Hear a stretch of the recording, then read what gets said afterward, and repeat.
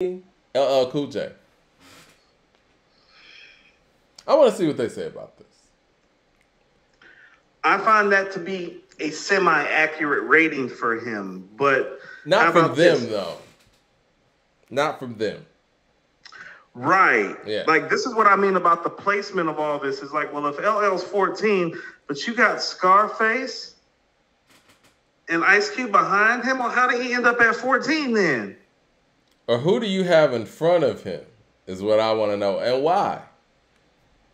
Because I think, let's just be perfectly real. Like, how are you going to have Nicki Minaj and Lil Wayne and Drake ahead of Uncle L? Yeah. Like, how can you do that with a clear conscience? I think the thing is, how can you sleep at night? A lot of people's knock on L, which I think is a very false narrative, is his lyrical ability or lyricism or whatever. You can't tell me that you're going to have 13 people ahead of him that are just lyrically better than him. You know what I'm saying? And let me see. LL Cool J signed to Def Jam Records as his first artist in 1984. Actually, I thought that he was their second artist technically, but whatever. And released I Need a Beat from his studio debut, Radio, produced entirely by Rick Rubin. During rap's golden age, I Need a Beat opened the door to the b-boy style and the unmatched energy and aggression and lyricism that became a genre hallmark. The fledgling label's first album to crack the top 50, Radio spent 38 weeks on Billboard 200 and claimed platinum status in 1989.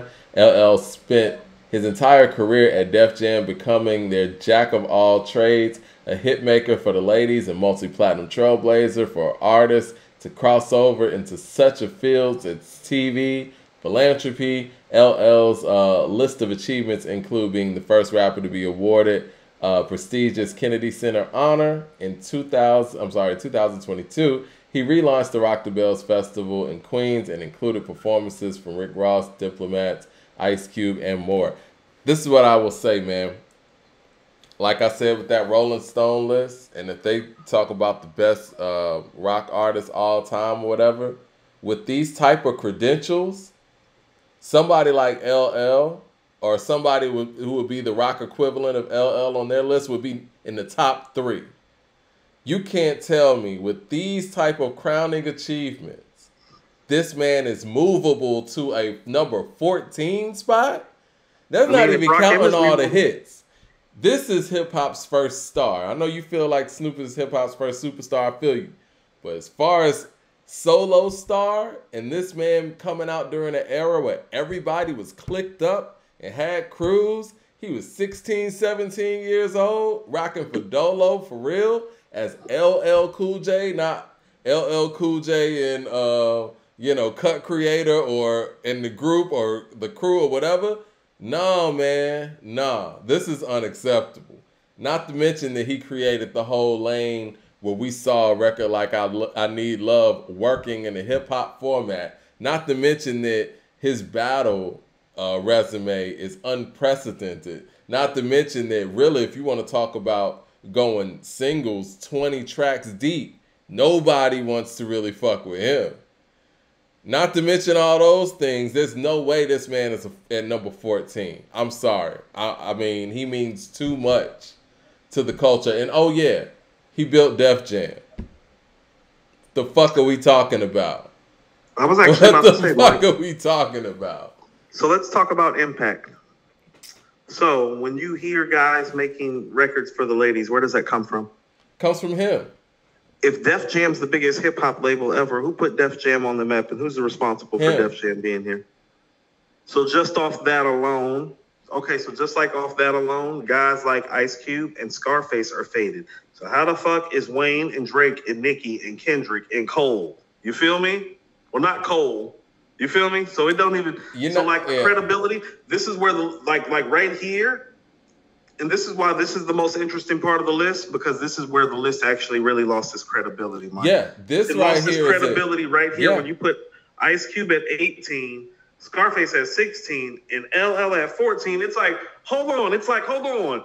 What? And you start counting up people, and you like, hold on. You like, who they counting? Who the fuck is next? Counting? You know what I'm saying? Like who's left? Counting? Who's left? Like really, who legitimately needs to be over this man. And this is what I mean about how like they're slick, but they're not slick. And this is why I just wanted to read out the top 10 before we got started, so you can see how propaganda really works. You see, they're trying to mix the real in with the fake and the funky, and it shit don't really smell right. And this is what I'm saying. Listen how this top 10 list sounds. Biggie, Tupac, Eminem, Kendrick, Nas, J, Snoop, Drake, Wayne. That's your top 10? Nicki? That's your 10. Those are the 10 names that we're going to see next week. Yeah, you're right. Listen, this is my thing too. And you got Lauryn Hill and Lil Kim at 30 and 31, and you got Nicki in the top 10 with what album? Listen, man. With what songs? I don't even want to go there. They put Andre 3000, a man who doesn't even have one single song with 3 verses, over LL Cool J. And Rakim, Mike, and Rakim, because we might as well get the Rakim, because Rakim is 13. Rakim too. Yeah, I mean, obviously, Andre being over Rakim is fucking ludicrous too. But LL Cool J, for everything that LL did to pioneer, not only to pioneer, but to take hip hop to where it is right now. Mike, I don't think you know what I mean. Like it's egregious. Listen to what I'm saying, Mike. This is what I mean about how there are people that are even younger than us that are auditing this and trying to change this, and we can't let them. What year did LL's seminal album come out? Which one? You talking about Bigger and Deffer? I was actually thinking Radio. Radio, that was 85. Okay, when did Paid in Full come out? Paid in Full was 87. Okay, so we come from an era where we went back and listened to that shit. The people that are making this list come from an era where they think they just get to pass it over and listen to it with their musical ear without the historical context or the knowledge involved. And so this is what I mean about it being dangerous, because some people on here are higher than they deserve to be, if they even deserve to be on this list at all. Like Nicki does not deserve to be on this list at all. I want you to understand, Nicki Minaj is about to make the top 10, but Prodigy and Cool G Rap and Chef Raekwon are not on this list. So you don't have any hip-hop credibility, okay? You don't have any hip-hop credibility when these types of things occur. You got Drake in the top 10, and you have LL Cool J and Rakim outside of the top 10. Crack in the 80s, Mike. It's like crack in the 80s. I want to know what people are smoking. I know we have somebody as old as Ronald Reagan's old ass in office, but that don't mean we have to start acting like it's crack in the 80s again with our list. Do you think that Billy Idol will ever be put over Bob Dylan on any list? You know what I'm saying? Like, I just think it's so dangerous that there are probably black people involved in this that don't know shit about their own hip-hop history. And so we're going to have to check that ass and run it again. This is the thing about hip-hop. I'm having to run it on people. Like they know better. They know what they're doing. This is the thing about hip-hop, man. We always are so innovative, and we're always thinking about the next thing, that sometimes we let go of the legendary past and just write it off to the point where it could be diminished and basically disregarded. And for somebody who is as huge as LL Cool J, who hosts Grammy Awards, who sits next to the president and vice president and does like, what is it, the Christmas thing that he does, somebody of his stature can get shitted on in this way, anybody can get it. So can I say anybody can get it. This is why rock stars and rappers take such issues with the media. I mean, it's not necessarily guys like you or I, although I know I strike a lot of rappers' ire sometimes. I really just strike their ire because I'm not that different than them, and they don't know how to deal with their damn selves, Mike. But that's a whole nother conversation. But this is the stuff that strikes their ire where they lose respect, because it's like, well, if you know anything about the culture, like, Mike, I actually think Lil Wayne's a better MC overall than LL Cool J. The work says that he's not, even for all his work. Like we can take people who don't belong, like Drake and Nicki, out of this, and then we can take it down to somebody like Wayne, who actually think is viable and kind of belongs in the circumvent of this conversation. Oh, but you put Wayne over Rakim and L? No. Okay, so you don't know your shit, and it's okay. And it's okay. It's okay if you don't know your shit, Mike, because once upon a time we didn't know our shit, but people educated us. But we have a clientele of media and journalists out here that think that they're the educators when they never had no fucking education. And well, you're not about no Carter 2 and no Carter 3 over Paid in Full and Follow the Leader and Let the Rhythm Hit 'em. Are you smoking crack cocaine? Well, back to us though. I'm starting to think I might have a problem with our list, like, cause I just thinking about everything that LL's been for the culture and is, and the ambassador he is. I might have a problem with us even having Biggie over him. How can I really justify that? Hold on. Mike, let me go to our list and see where we have L. And I'm listening to what you're saying. But I was like, I don't think we did L a disservice. Where we got L? I don't think I could have Biggie ahead of him, honestly. We got LL at 9, Mike. No, I listen understand. to the people we had ahead. No, listen to our list. Like, I find to be more legitimate. Nas, Jay-Z, Rakim, Tupac, Biggie, KRS-One, Ice Cube, Snoop, LL, in that order. I don't know. I mean, listen, maybe we got Big too high. Biggie's the only person on this list that's potentially too high, Mike, but that's just about brevity. So look at it like this. Even if we were to swap it, it's like... Because even when you look at Big and KRS, does Big deserve to be over KRS too? As much as I love KRS, Big's impact is even bigger than KRS's, even for the brief time that he was here. So I tell you, yes. And the album making is better too, because I find Ready to Die to be better than anything that KRS-One made. And that's Big's second best album. That's what I'm saying. It's like when you start doing that, I hear you, but it's like, man, do you understand who Big is? I do understand who Big is. I just feel like the longevity conversation is a little bit unfair because these guys, had to live on and continue their legacy where, we didn't get a chance to see Big really evolve or possibly devolve. You know what I mean? That's why maybe the asterisk might be the best thing to do in his situation specifically. Right. See, that's what I'm saying. Pop, if we're gonna not so much, If we're going to asterisk, what are we asterisking about? Because it's like we can't asterisk Pac for those things. No, we can't. No, I'm not applying it to him. But here's the thing we about got it. enough This is what from I mean him. about how it's not kind of fair. Well, if you really look at it, Mike, even though Pac made significantly more material than Big, well, he didn't get. I mean, Pac made that material in 5 years, Mike. He just outworked everybody. Exactly. That's not fair to Pac either, because how about this? We talk about these albums Nas and Jado made. Do you know how many Tupac albums we would have had Tupac live? I agree. You feel me? Do you know how many Tupac albums would be floating around? I agree. I feel like with him, we got the full scope. I think with him, we got the full scope of the artist, whereas I don't Big, think that. No, you know what I mean? Like, I think we got enough to really go on to be able to judge. You know what I mean? But I don't feel that way, Mike, because I don't feel like he learned how to make albums in full until All Eyes on Me, and that was literally the last year he was alive. He died when he was 25. Think about this. He died when he was 25. How old was Jay when Jay made Reasonable Doubt?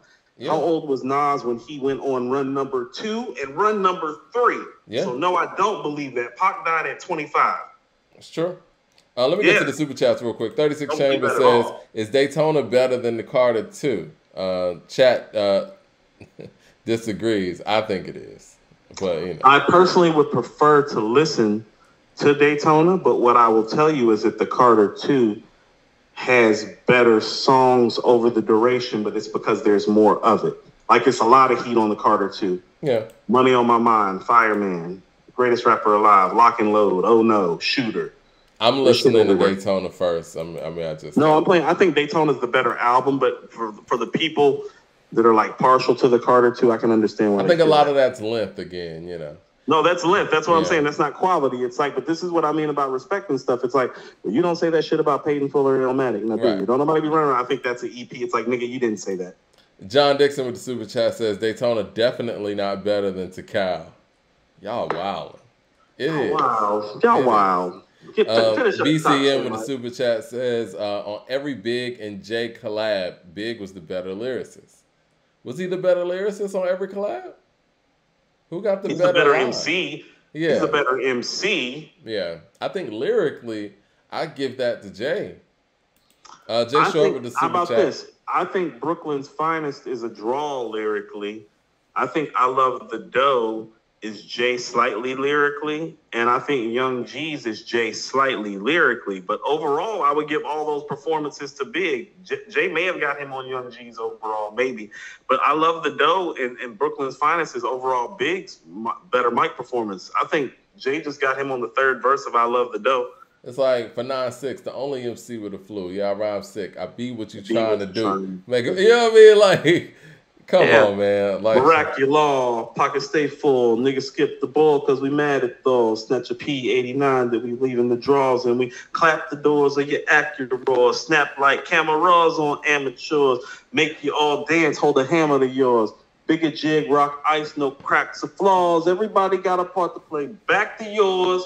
I like when he was like, Crack the doors. Watch the real players live. It's a habit to floss. Play the charts like the Beatles. Y'all dapped and lost. And toast Chris Style on behalf of y'all. Too bad for y'all. Yeah. Ain't too many as bad as yours. Do we truly? We laugh at y'all. Little bastard, y'all. Yeah. Yeah, nigga. He out there blacking out.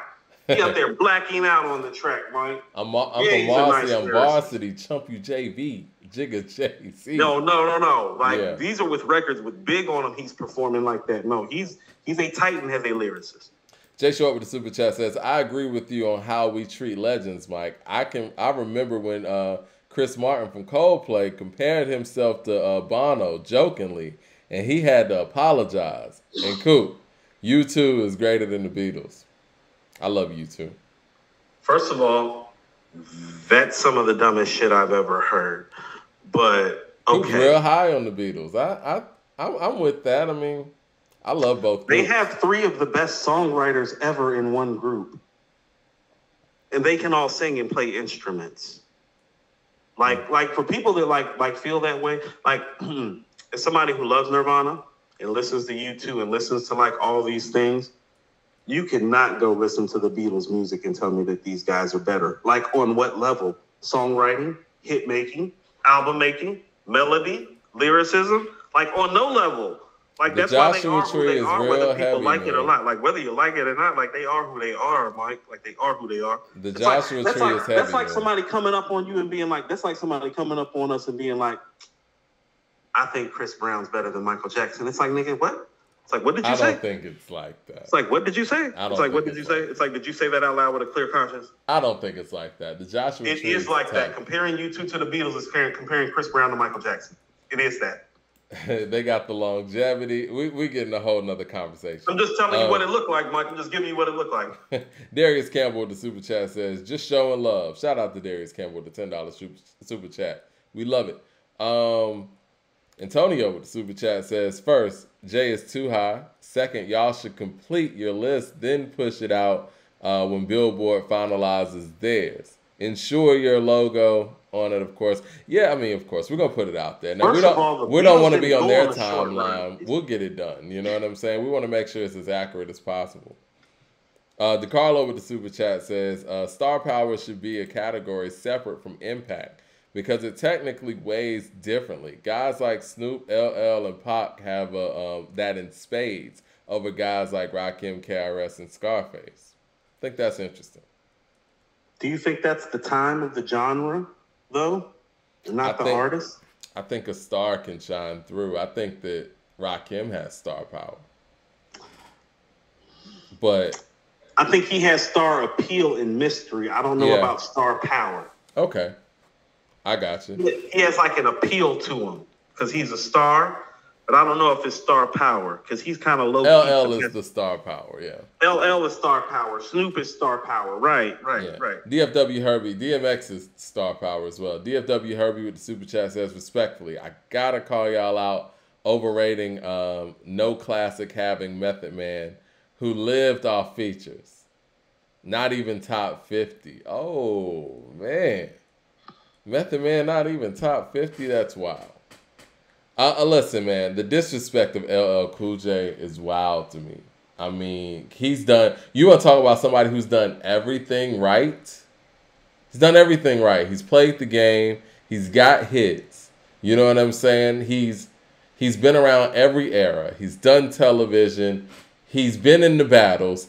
He's made the love records. He's been the pioneer that paved the way for commercialized hip-hop on a solo level. What else can you do? You know what I'm saying? Disrespecting him or having him this high, to me, is disrespecting